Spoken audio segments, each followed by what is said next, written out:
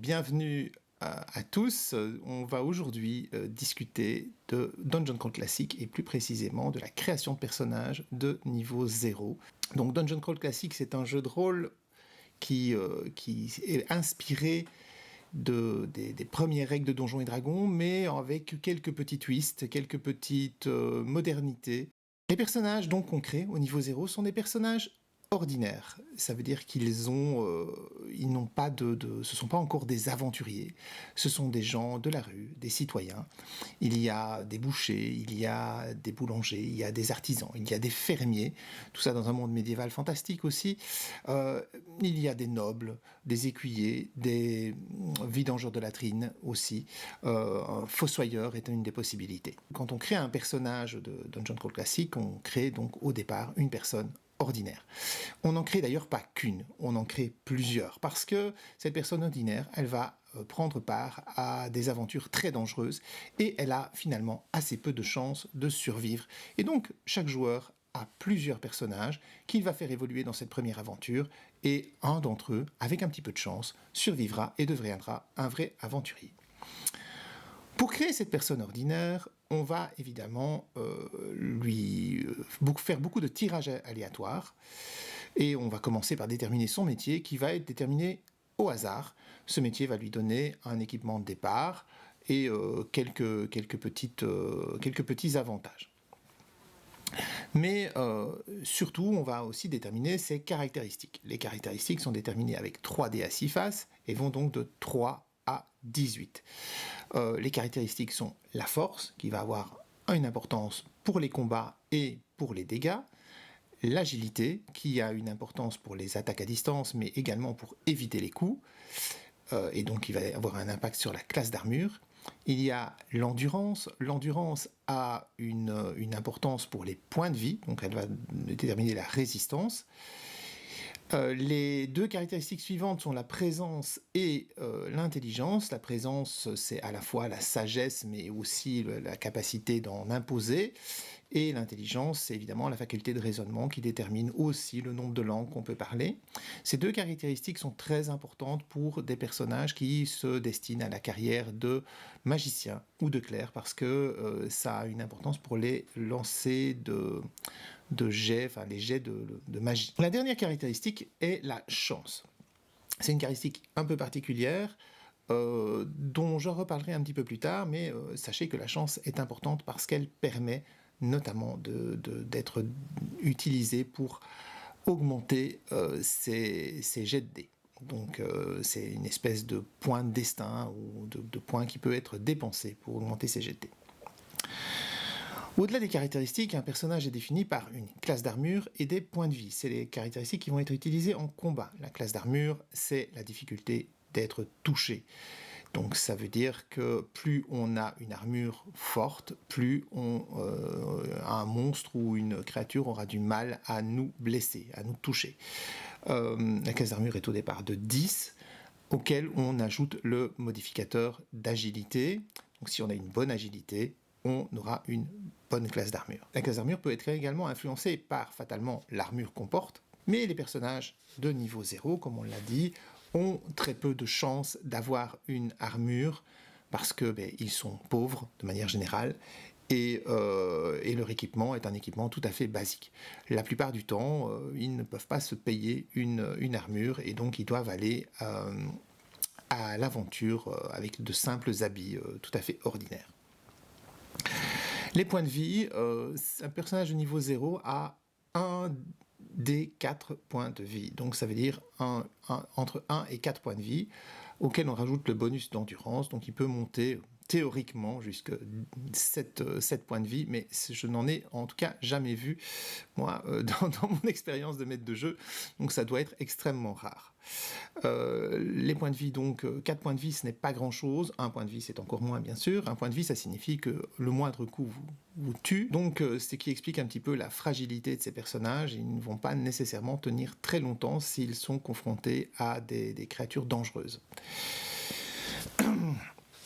Les personnages ont également une caractéristique de sauvegarde. Donc ça, c'est des bonus qui vont être dérivés des caractéristiques d'endurance d'agilité et de présence. Donc en fait, ça va donner des jets de sauvegarde en vigueur, réflexe et volonté.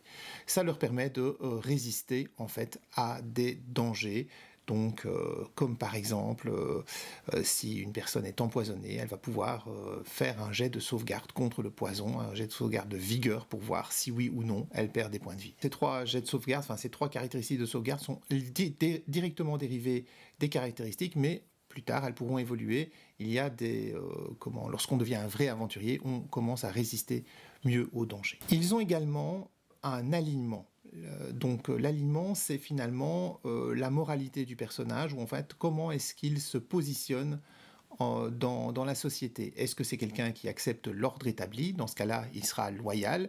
Ou est-ce qu'au contraire, c'est plutôt quelqu'un qui s'oppose à l'autorité et qui veut changer les choses? Est-ce que c'est un révolutionnaire ou quelque chose comme ça? À ce moment-là, il sera plutôt chaotique.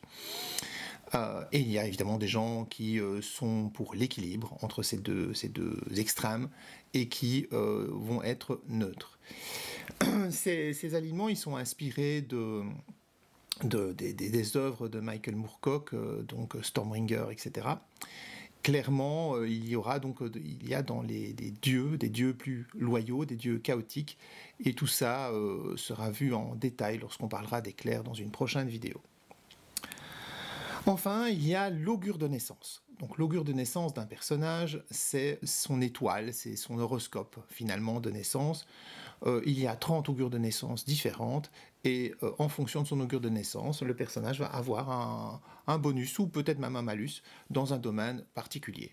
C'est également totalement aléatoire. Voilà, alors comment est-ce que ça marche en pratique? Une fois que ces personnages sont créés, une fois qu'ils sont établis, on va pouvoir jouer une première aventure qui est une aventure généralement entonnoir, donc, entonnoir dans le sens où un certain nombre de personnages vont entrer dans les souterrains et un très petit nombre va ressortir, mais quand ils sortiront, ils auront vécu des choses extraordinaires et seront devenus de vrais aventuriers. Les jets de dés sont faits avec des dés spéciaux. La plupart des jets vont être faits avec un dé à 20 faces. Mais il existe ce qu'on appelle la chaîne de dés. La chaîne de dés, c'est en fait une série de dés qui commence au dé 3 et qui finissent au dé 30. Quand on va lancer des dés, on va pouvoir avoir éventuellement des avantages ou des désavantages qui vont être manifestés, qui vont se manifester sous la forme d'un bonus ou d'un malus de dés. Donc c'est-à-dire que le maître de jeu, plutôt que de dire tu as un bonus de plus 3, il va dire ben non, tu vas lancer un dé supérieur sur la chaîne de dés. Donc par exemple, au lieu de lancer un dé 20, on va lancer un dé 24. Donc il y a, je crois, 14 ou 16 dés dans la chaîne de dés. On commence donc au dé 3, dé 4, dé 5, dé 6, dé 7, dé 8, dé 10, dé 12, dé 14, dé 16, dé 20, dé 24 et dé 30. Bon, j'en compte que 13 finalement. Une fois qu'un maître de jeu demande un jet, on va lancer donc normalement un dé à 20 faces, mais ça peut être plus ou moins. Et on a une cible, un chiffre cible à atteindre avec son dé et avec éventuellement les bonus de caractéristiques. Et une fois qu'on a lancé ces dés, bien, il est possible qu'on ait échoué, mais de peu.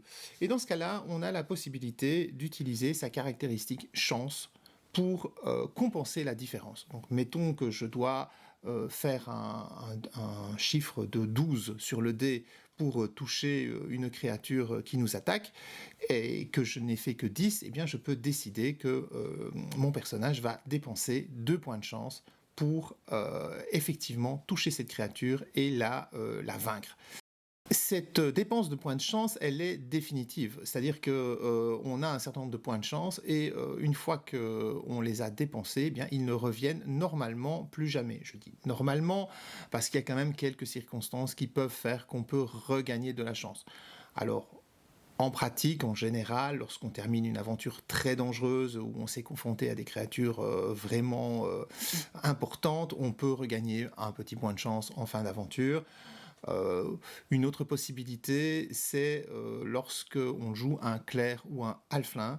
ces personnages, donc une fois qu'ils sont passés de niveau 1, ont la possibilité de regagner leur chance, mais on en parlera également dans une prochaine vidéo. J'espère que la vidéo vous a plu et que vous allez peut-être tester ce jeu, ou en tout cas que vous aurez une bonne base pour commencer votre première aventure si jamais on vous invite à une table de Dungeon Crawl classique. Merci à vous.